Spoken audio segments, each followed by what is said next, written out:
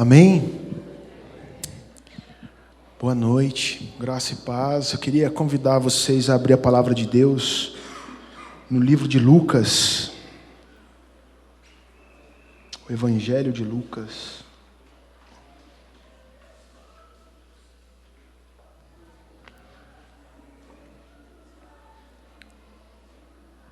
Amém? Não senti firmeza, amém? Ô, glória! A partir de Lucas 1, a partir do versículo 5, amém?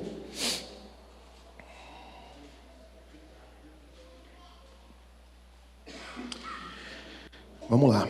Existiu no tempo de Herodes, rei da Judéia, um sacerdote chamado Zacarias, da ordem de Abias, e cuja mulher era das filhas de Arão. O nome dela era Isabel.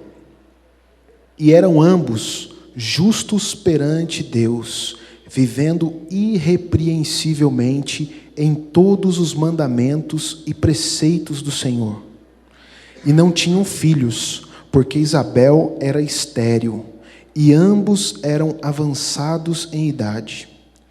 E aconteceu que, exercendo ele o sacerdócio diante de Deus, na ordem da sua turma, segundo o costume sacerdotal, coube-lhe em sorte entrar no templo do Senhor para oferecer o incenso.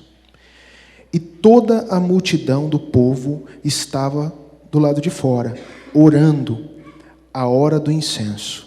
Então um anjo do Senhor lhe apareceu, posto em pé à direita do altar do incenso. E Zacarias, vendo-o, turbou-se e caiu temor sobre ele. Mas o anjo lhe disse: Zacarias, não temas, porque a tua oração foi ouvida, e Isabel, tua mulher, dará à luz um filho, e lhe porás o nome de João. E terás prazer e alegria, e muitos se alegrarão no seu nascimento, porque será grande diante do Senhor, e não beberá vinho, nem bebida forte, e será cheio do Espírito Santo, já desde o ventre de sua mãe. E converterá muitos dos filhos de Israel ao Senhor seu Deus, e irá diante dele no espírito e virtude de Elias, para converter o coração dos pais aos filhos e os rebeldes à prudência dos justos, com o fim de preparar ao Senhor um povo bem disposto. Até aqui. Amém? Vamos orar? Pai, eu quero te louvar e te agradecer, Senhor, por tudo que o Senhor já fez e moveu até aqui, nesta hora, Senhor. Pai, o Senhor bem sabe, ó Deus, que o dia todo eu tenho falado com o Senhor, que de mim mesmo eu não tenho nada para falar aos teus filhos. Mas, Pai, eu sei que o Senhor tem, Pai. Nessa hora, Senhor, eu te peço que o Senhor use a minha vida, Pai, que verdadeiramente eu seja cada vez mais diminuído e que o Senhor possa crescer, Pai, e me usar da maneira como o Senhor bem entender, Deus Santo. No nome de Jesus, Pai, eu te peço, vem, Pai, com a tua palavra, que seja o anjo da palavra, assim como foi esse anjo, Pai, falando a Deus com a vida de Zacarias. Seja, Pai, agora, Senhor, o teu anjo a falar também com a tua igreja, Deus Santo, no nome de Jesus. Amém. Amém. Sabe, irmãos, uma das passagens bíblicas que no meu ver, assim, é uma das mais intrigantes em toda a palavra, é a passagem que não tem uma letra, não tem nada escrito nela. É a passagem que fala a transição entre a velha aliança, a antiga aliança e a nova aliança, né? A divisão entre os testamentos, quando encerra no livro de Malaquias até vir o livro de Mateus. Essa, para mim, é uma das transições, o tempo mais intrigante, porque não tem nada escrito. E segundo, o que a gente aprende e tem lido e tem ouvido, passaram-se 400 anos. 400 anos sem uma voz profética sobre a nação de Israel. 400 anos sem uma luz. O que o Senhor me falava nessa tarde é que a voz profética, ela é como flash de luzes no meio da escuridão. E o que eu entendi é que durante 400 anos, uma nação que já vivia desde que passou a existir, né? Altos e baixos com o Senhor, vivia naquele tá fundo, tá raso, e Deus sempre levantando primeiramente os juízes para trazer as coisas para o plumo, né? Para trazer as coisas para o trilho, endireitando os caminhos, e o povo tornava a se desviar do caminho do Senhor, tornava a cair novamente nos pecados, tornava a adorar os falsos deuses, e Deus levantava outra pessoa. Mas quando finda o livro de Malaquias, são 400 anos de pura trevas, sem nada de luz, aonde Deus se calou, aonde o espírito da profecia se calou, aonde os profetas não foram mais levantados, aonde o povo passou a andar e fazer da maneira como bem entendia novamente, certamente numa proporção ainda maior. Mas nós vemos que, mesmo sem muitos referenciais, o Senhor separa e o Senhor prepara a vida de Zacarias. A palavra diz aqui, onde acabamos de ler, acho que essa luz aqui está combinada comigo. No versículo 6, onde fala assim: eram ambos justos perante Deus, vivendo irrepreensivelmente em todos os mandamentos e preceitos do Senhor. Apesar de não existir relatos de uma voz profética nesses 400 anos, o Senhor separa esse casal, já avançado de idade. E a palavra aqui nos explica que ele era um dos sacerdotes, né? Ele cumpria um dos turnos sacerdotais para estar diante do templo do Senhor. Outro ponto que me chama muito a atenção, que é um detalhe muito pequeno nessa passagem, é quando o anjo, né, quando Gabriel fala: Zacarias, não temas, porque a tua oração foi ouvida. E Isabel, tua mulher, dará à luz um filho, e lhe porás o nome de João. Ele já era um homem velho. E quem conhece um pouquinho de Israel, quem lê um pouco mais a palavra, se aprofunda um pouco mais, sabe o quanto que era complicado. Até os dias de hoje ainda é um pouco complicado. Mas o quanto era complicado para um casal não ter filhos. E o peso sobre a vida de Zacarias ainda era maior, porque ele era um sacerdote. Ele era vitrine. Ele era aquele que todo mundo olhava. E ele era um homem sem filho. Então isso já devia ser um peso muito grande. Só que o tremendo é que o anjo deixa. A tua oração foi ouvida. Isso quer dizer que Zacarias não deixou de sonhar. Zacarias não deixou de ir até o Senhor e orar ao Senhor, pedindo esse filho. Só que existia uma diferença nesse pedido. João, ele não veio à toa. João, ele teve um propósito, né? É até engraçado eu falar sobre isso hoje, porque essa semana eu também falei de João em uma conversa. João, ele veio justamente para quebrar todos esses 400 anos de trevas, de uma voz profética calada. Ele veio quebrar isso sobre a nação de Israel. E durante muito tempo eu me perguntava: Senhor, Jesus diz que João é o maior homem nascido de mulher. E a gente vê no Antigo Testamento e também no Novo, homens tremendos em Deus, homens que foram tremendamente usados pelo Senhor, né? Basta dizer sobre a vida de Elias, Moisés, Eliseu, Daniel, Samuel, né? E tantos outros, Pedro, João, Tiago, foram homens tremendos em Deus, E a palavra, e o Senhor Jesus próprio declara que não houve homem maior do que João. E eu sempre ficava, Senhor, o que João fez? O que João fez? E o Senhor me levou a olhar um pouco mais para a vida de João. De ver que desde o ventre, né, quando ele se alegra com a chegada de Jesus ali na casa dele, ele ainda no ventre da mãe dele, e Jesus ainda mais novinho no ventre da mãe dele.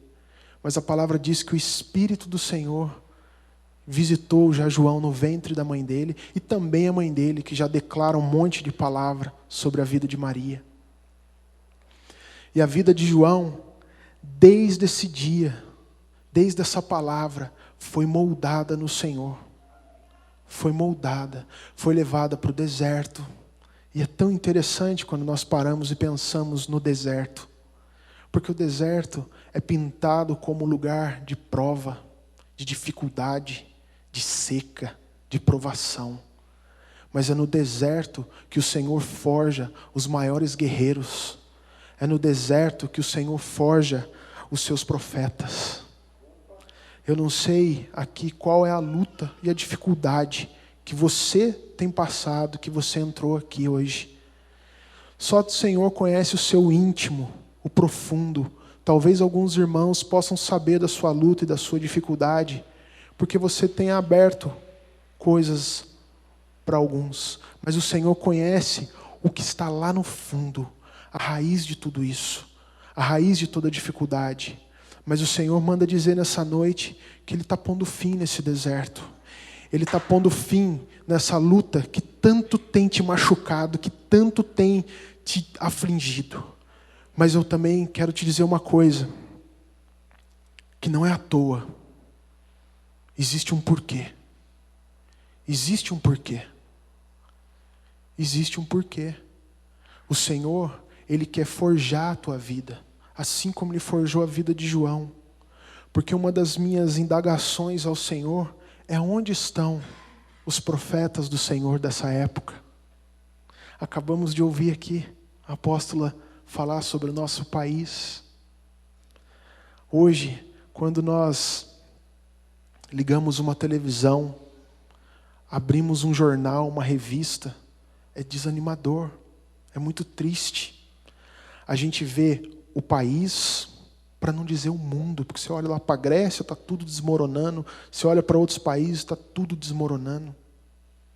A violência, né, só aumentando. Acho que eu nem preciso estender muito, que eu acho que todo mundo sabe.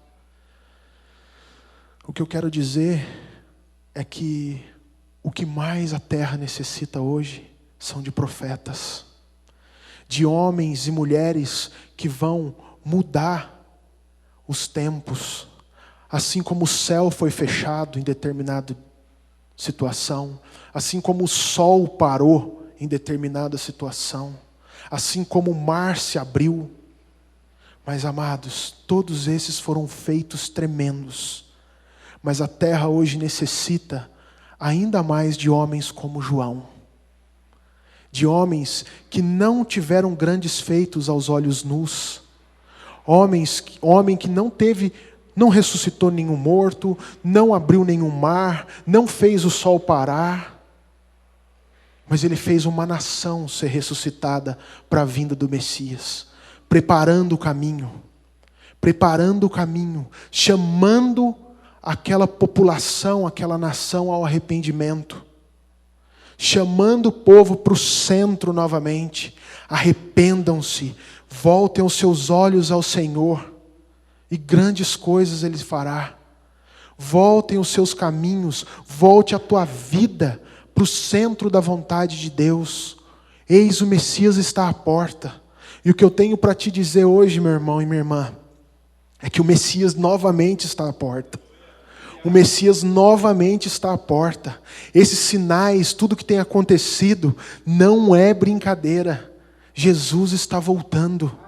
Jesus está voltando, e eu estou aqui hoje para te dizer, é tempo de voltarmos os nossos olhos, é tempo de voltarmos os nossos corações para a palavra do Senhor. É tempo de colocarmos a nossa vida como a vida de Zacarias, a vida de Isabel, irrepreensíveis, justos, santos, porque é essa igreja que o Senhor Jesus vem buscar. É esse povo que o Senhor Jesus vem tirar da terra. Não é um povo que simplesmente ergue a mão e entrega a sua vida a Ele em um culto e vive uma vida desregrada o resto da semana, o resto do mês. Não é. Não é, meus irmãos. Eu louvo a Deus pela vida de cada um que está aqui hoje, podendo ouvir essa palavra, podendo adorar em conjunto com toda a igreja. Mas eu quero dizer uma coisa a vocês: tem mais de Deus para ser vivido. Tem mais de Deus. O Senhor tem liberado inúmeras palavras em diversos congressos, através da vida de inúmeros profetas, que esta é a geração, que esta é a geração de Eliseu, que esta é a geração de Elias, que esta é a geração que vai mudar o governo. Glória a Deus por isso, eu também creio. Mas algo precisa ser feito. E desse texto que foi lido agora, eu tiro uma lição de algo que precisa ser feito. É preciso estar nos nossos lábios a oração para que isso ocorra. A oração, meu irmão. É bênção demais nós podermos estar em todos os eventos. É bênção demais. E nós devemos estar. E não perder nenhum culto. Mas eu quero te dizer uma coisa. A sua vida não vai mudar. Nada vai acontecer se você não tiver uma vida reta de oração diante do Senhor. Não, ninguém pode fazer isso por mim e por você. Ninguém. Eu louvo a Deus pelo ministério de intercessão, como testemunho dos irmãos que acabaram de dizer o que Deus fez. Glória ao Senhor por isso. Glória ao Senhor por isso, porque a intercessão orou, porque os irmãos oraram. Mas meu irmão, minha irmã, a tua vida de oração é que vai fazer toda a diferença na tua casa, no teu ministério, no teu trabalho, na tua vida conjugal. É a tua vida de oração. Eu falava essa semana que Deus tem me levado assim a olhar muito para os homens do passado. Tanto os homens que estão na palavra, como os homens que marcaram a história. Sabe, queridos, eu não sei o desejo do seu coração, mas o meu desejo é marcar a história. É marcar o meu tempo. Mas o desejo ainda maior dentro de mim é ver cada um que está aqui hoje também fazer isso. Também marcar o tempo, também marcar a sua geração, também marcar a tua família. Também tirar a tua família de um legado de pecado, de destruição. Sabe, como um marco, até hoje foi assim, de hoje para cá não será mais. Eu me posiciono em Deus, eu me levanto em Deus. E é isso que nós temos visto muitas pessoas falarem. Mas com o passar dos dias, com o passar das semanas, aquilo começa a esmurecer. Aquilo começa a se esfriar. E quando eu olho ali para a vida de Zacarias, eu fico pensando, Senhor, se esse homem tivesse esmurecido também, se esse homem tivesse deixado de orar, eu já estou velho, a minha esposa também já está numa idade avançada, a gente não vai ser mais pai. Não é isso que o Senhor tem para as nossas vidas. Mas não foi isso que aconteceu. Ele perseverou. Quando eu converso com várias pessoas e vários crentes de outras igrejas também, seja no trabalho, seja em outros lugares, o que mais falta hoje, amados, é perseverança. Perseverança. Vivemos numa época onde a informação, ela joga muito contra isso. Porque a gente manda um e-mail aqui, em fração de segundos, a pessoa recebe lá no Japão. Né? Eu mando um WhatsApp aqui, a pessoa recebe lá no fim do mundo. Fração de segundos. E a gente acha que com Deus também tem que ser assim. O ser humano, ele olha e acredita que em Deus também tem que ser assim. Ô pastor, mas eu já orei. Nada muda. Eu não consigo viver, eu não consigo... E aonde vem a frustração? Porque ele olha para a informação, e a informação corre. Mas eu quero te dizer, meu irmão, que João, para ser a voz que clamou no deserto e preparou o caminho do Senhor, foram cerca de 30 anos no deserto, se preparando. 30 anos sendo forjado pelo Espírito Santo.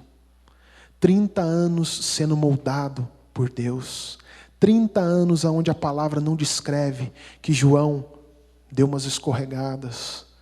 30 anos aquele homem buscando. 30 anos aquele homem sendo ensinado pelo Pai. 30 anos ele se submetendo. Só que o mais tremendo de João é que o ministério dele durou cerca de 6 meses a 1 ano. Um homem que veio única e exclusivamente para exortar a nação de Israel, para trazer a consciência, a convicção do que era pecado. E teve a sua cabeça cortada. Teve a sua cabeça cortada, mas eu quero te dizer sem sombra de dúvida, apesar de ser uma morte extremamente trágica, João atingiu o propósito. João marcou a geração dele. João marcou a era. João marcou as nossas vidas com esse ato.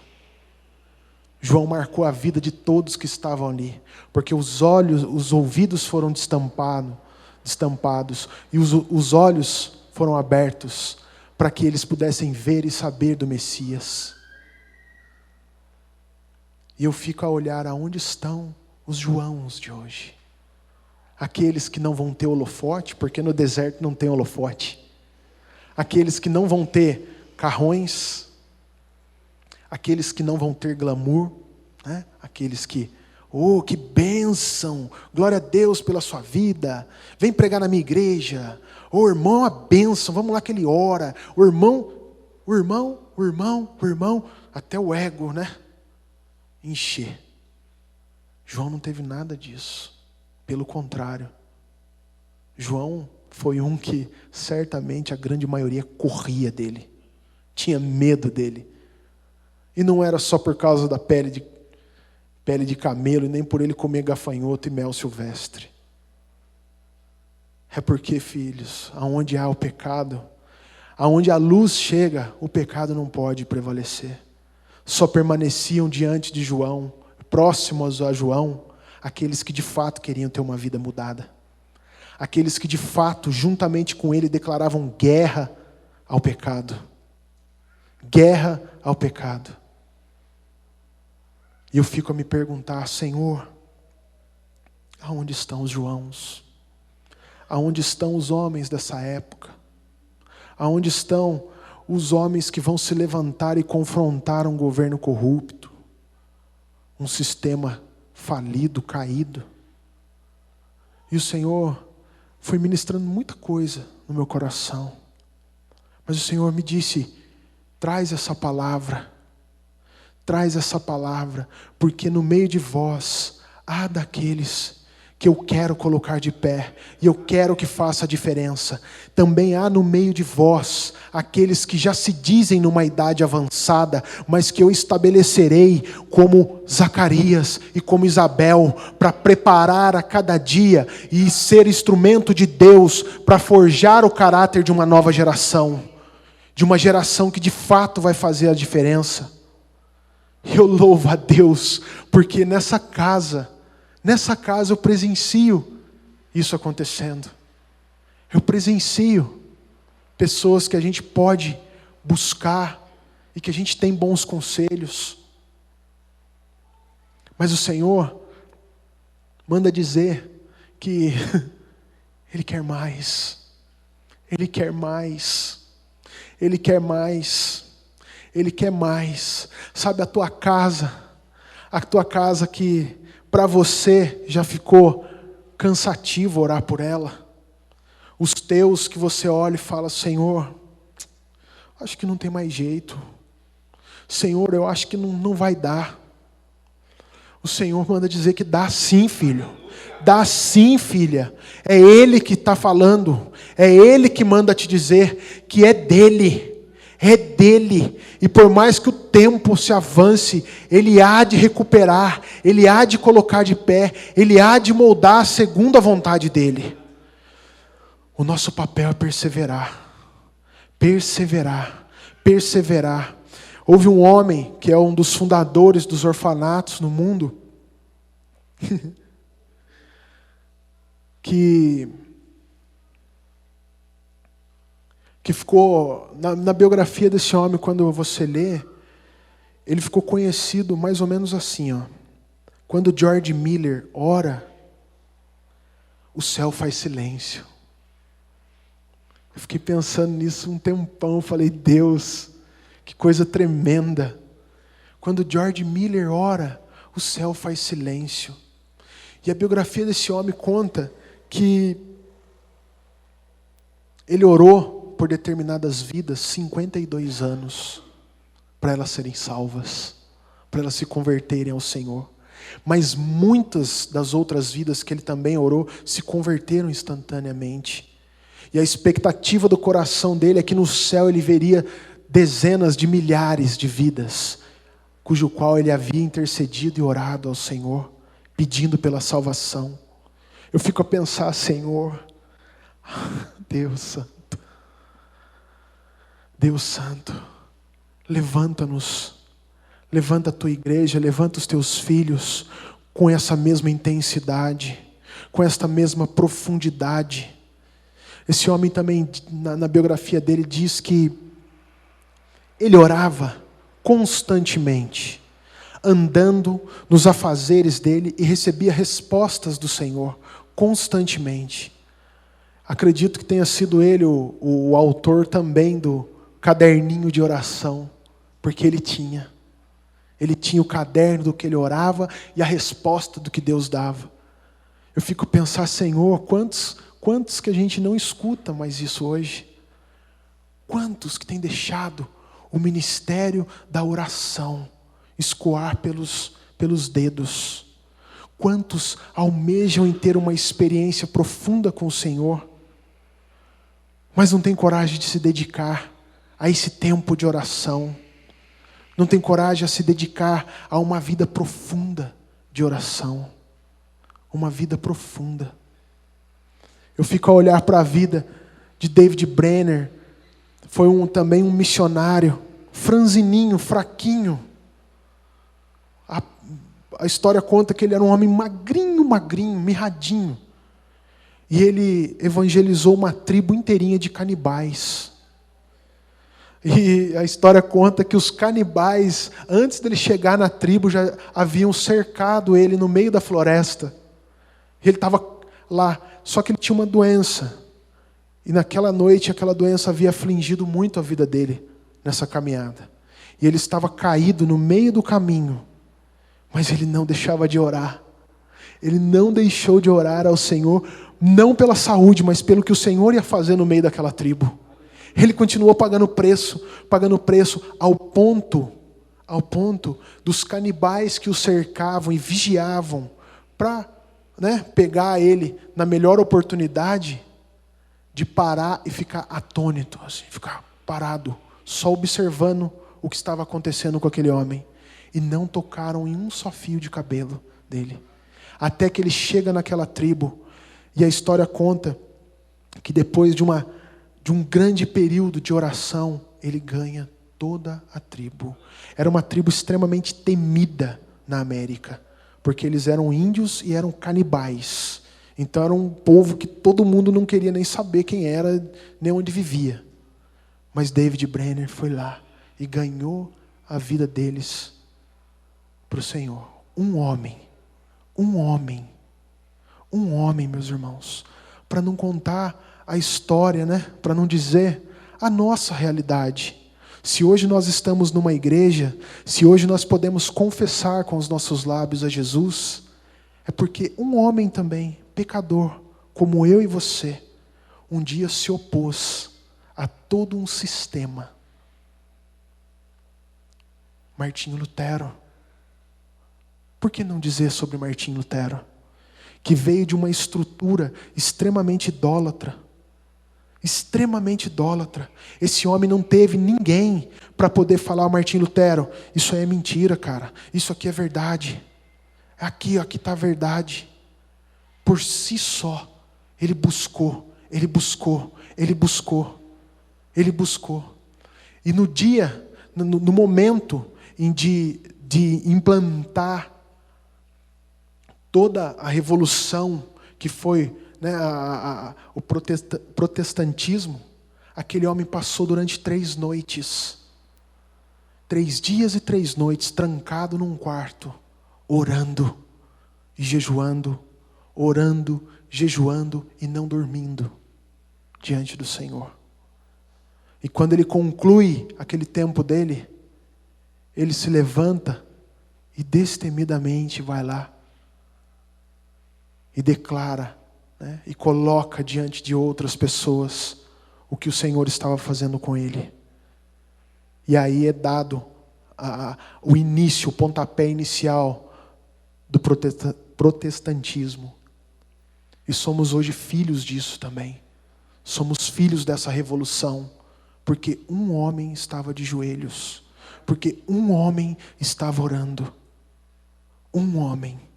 Se um homem, meus irmãos, se um homem foi capaz disso, carnal, pecador, mas um homem se voltou ao Senhor, o que diria de nós hoje?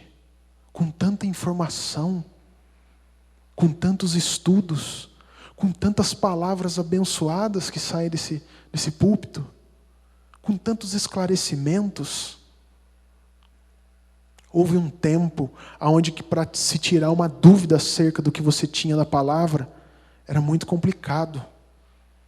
Hoje, você pode chegar em qualquer líder dessa casa,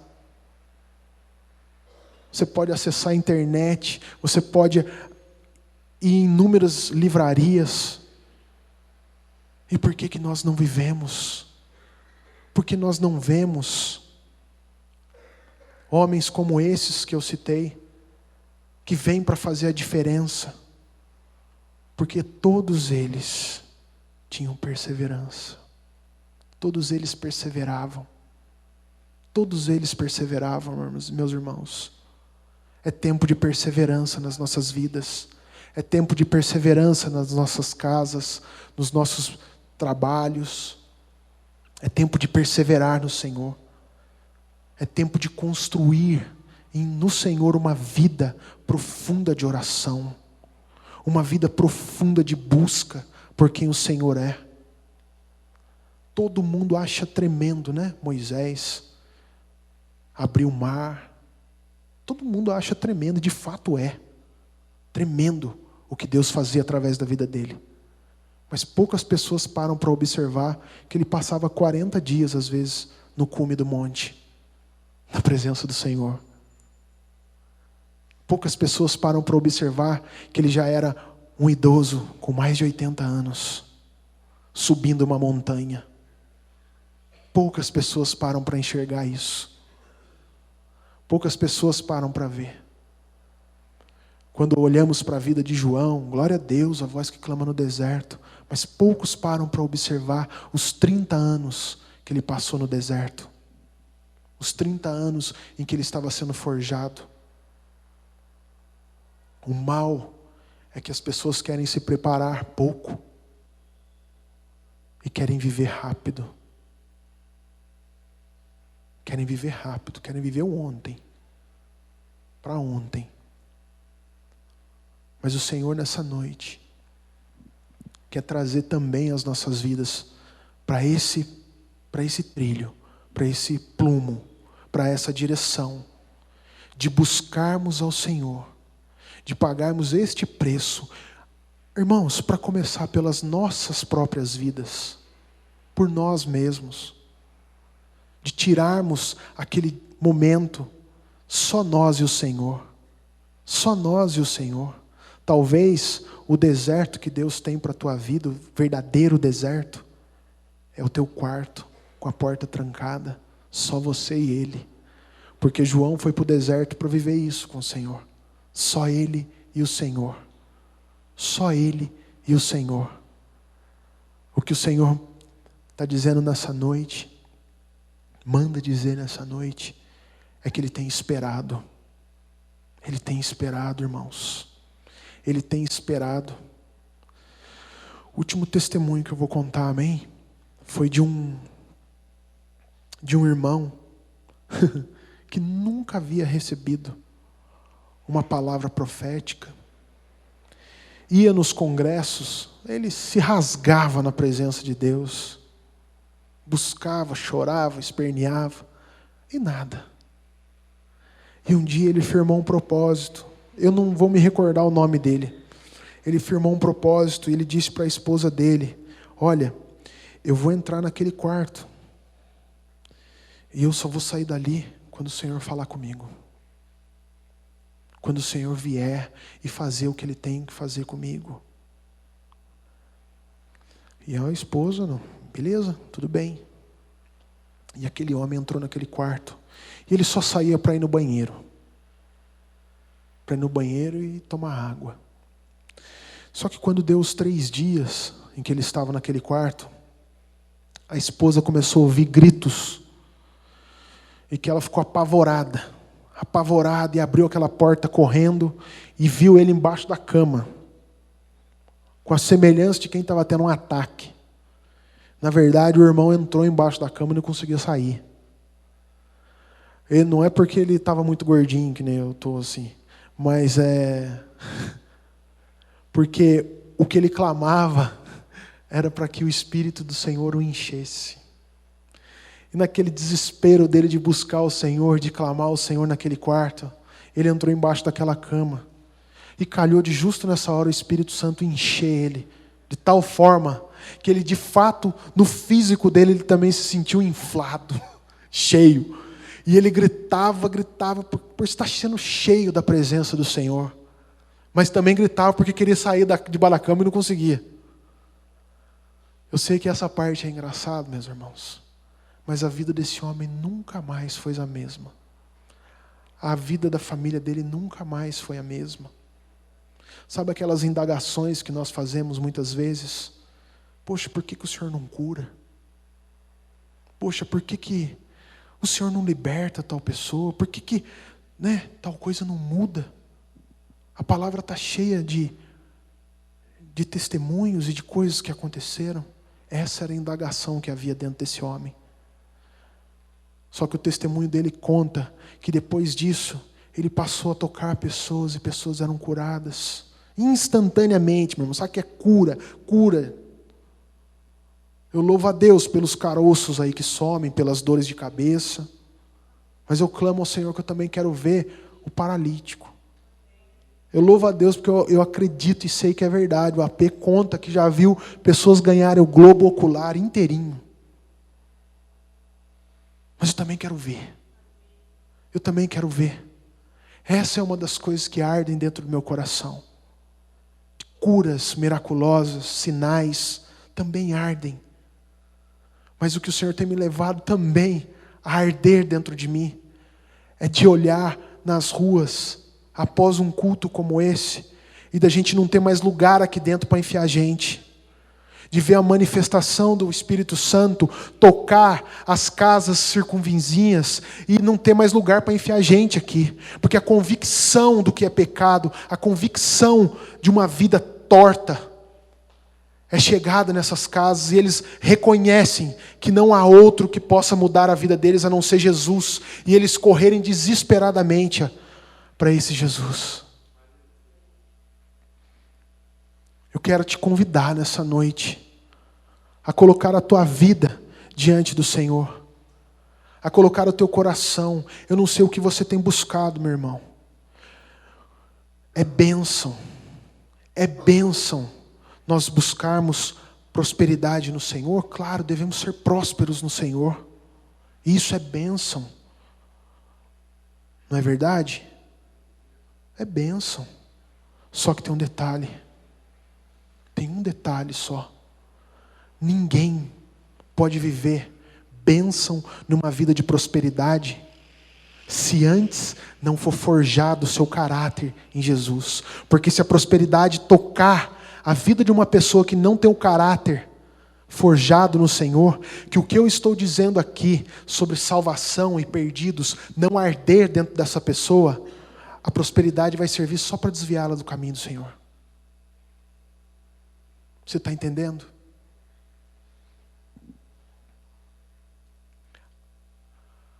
Uma das maiores, não é preocupação, mas alvos da igreja primitiva eram os perdidos. O anseio daqueles apóstolos era de enviar pessoas, do evangelho ser propagado rapidamente, como um fogo realmente. E a gente vê que a prosperidade abundava na igreja de Atos.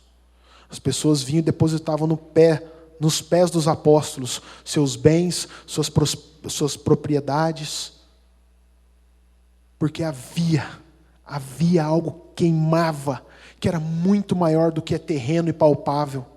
Era a vida eterna. Era onde as pessoas iriam passar a eternidade.